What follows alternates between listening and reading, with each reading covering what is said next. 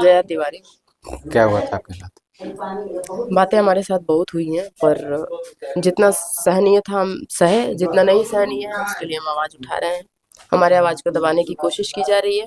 हमारे ससुर हमसे उल्टा सीधा डिमांड कर रहे हैं, जिसको हम बिल्कुल हम नहीं चाहते कि ये सब हम उनकी डिमांडों को माने, पूरा करें, और हमसे ये सब नहीं होगा। इसके लिए हमारे साथ में अन्याय किया जा रहा है। आपके ससुर आपके साथ गलत संबंध बनाना चाहते हैं? बिल्कुल चाहते हैं, और इसी वजह से आज हम यहाँ पे बैठे हैं और आप हमसे सवाल कर रहे हैं। हाँ, कहाँ शादी हुआ था आपका? हमारी शादी हुई थी श्रीकरपुर हुई थी। गुटनी थाना क्षेत्र के अंतर्गत आता है श्रीकरपुर गांव, वहीं पे हमारी शादी हुई थी। कब हुई थी? 2012 में हुई थी मेरी शादी। शादी को 12 साल हो गए। कैसे आपको पता चला कि हमारे साथ गलत संबंध बनाना चाहते हैं? हमारी सासू माँ के घुटनों का ऑपरेशन हुआ था 2020 में। उसी समय हमसे उल्टी सीधी बातें करने लग गए। जैसे हम चाय लेके जाएं तो तुम हमको अच्छी लगती हो, और जो लड़की हमको पसंद आती है वो मेरी होती है, ऐसा करके बातें करने लग गए।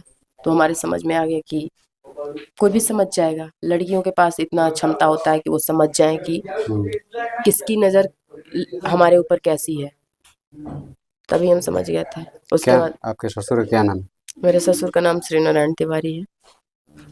अभी मतलब कि आपके बच्चे कहाँ हैं? हमारे बच्चों को अपने पास रखा गया है, हमें मजबूर करने के लिए हमारे बच्चों को अपने पास में रखा गया है। बिल्कुल इसीलिए रखा गया है हमारे बच्चों को अपने पास में। और लाने के लिए बोली है उनसे बच्चों को? बोले हैं, एफआईआर दर्ज करवाए थे, पर कहीं हमारी सुनवाई नहीं हो रही है, कोई हमारी बात नहीं सुन रहा है।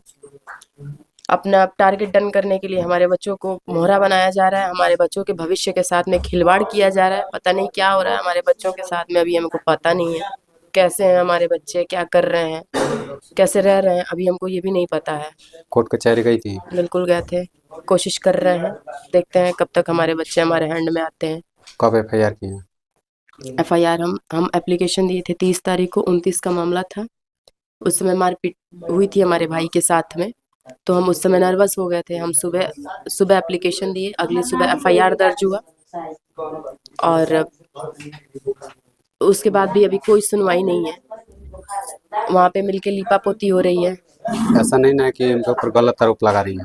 बिल्कुल, क्यों गलत आरोप बिल्कुल नहीं लगा रहे हैं। गलत आरोप क्यों लगाएंगे हम? हमको आरोप लगाना होता तो हम यही कहते कि हमारे साथ 2012 से ही घटनाएं हो रही हैं।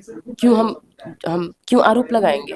अपने घर की इज्जत कोई लेके आता है तो बहुत मजबूरन आता है, और अब हम बहुत मजबूर हैं, लाचार हैं। अभी भी हमारे आवाज को दबाने की बहुत कोशिश की जा रही है, लेकिन एक औरत कितना बर्दाश्त करेगी, कितना सहेगी? उस घर में और भी तो बहुएं हैं।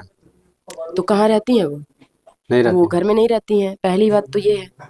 दूसरी बात ये है कि बड़े घर की लड़कियां हैं, हम एक छोटे परिवार से आते हैं। हमारे पिताजी की मानसिक स्थिति खराब होने की वजह से 16 साल से हमारे पिताजी लापता हैं। दहेज दहेज का कोई मामला नहीं ना? नहीं, दहेज का मामला तो उस समय दहेज नहीं लिए थे, लेकिन शादी के बाद उन्होंने मांगा था। 10 कट्ठा जमीन मांगे थे। जमीन नहीं देने पे बहुत सारी बातें हुई थी, हाथ का नस वस भी काट लिए थे, फिर भी हम वो भी बर्दाश्त कर पाए थे। हम सोचे चलो हमारे लिए इतना बवाल हो रहा है तो ठीक है, और वो भी हम बर्दाश्त कर लिए थे। लेकिन लास्ट में जब हमारे हमारे ही बच्चों से, हमारे इज्जत से सौदा किया जा रहा है, ये हमको मंजूर नहीं। इसके लिए हम आवाज उठाए हैं, भरपूर कोशिश की जा रही है हमारी आवाज को दबाने के लिए। देखते हैं कितना कौन दबा पाता है, कितना ऐसा दबा नहीं ना पाता है कि दहेज के लिए आपको प्रताड़ित किया जा रहा है? है।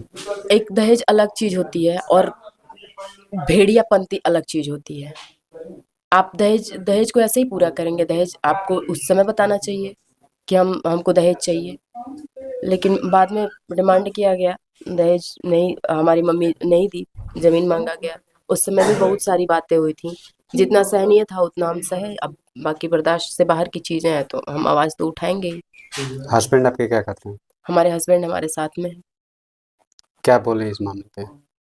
वो अब कोई माता पिता अपने बच्चों से दूर रहेगा तो क्या बोलेगा, क्या कहेगा? बच्चे आपके कितने बड़े बड़े हैं? मेरे बच्चे, एक बच्चा मेरा 10 साल का है, बड़ा वाला, छोटा वाला 8 साल का है। वो लोग नहीं बोलते हैं कि माँ के पास जाना है?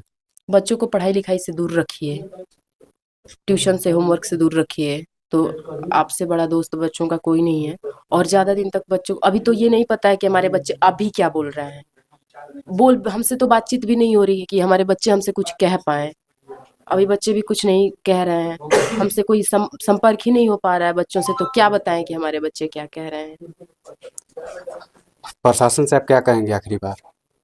प्रशासन से हम यही कहेंगे कि लीपापोती ना की जाए, और उचित न्याय के लिए बिठाया गया है तो उचित न्याय करना चाहिए। अगर कानून का रक्षा करने के लिए बैठाया गया है आपको, और कहाँ कोई जाएगा जब घर से परेशान होगा, घर सब लोग परेशान करेंगे तो कोई कहाँ जाएगा। हम यही कहना चाहेंगे कि अगर आपको पावर दिया गया है तो पावर का सही इस्तेमाल कीजिए, और न्याय कीजिए। न्याय करने के लिए आपको बिठाया गया है तो न्याय कीजिए, आप लीपापोती ना करें। Thank you.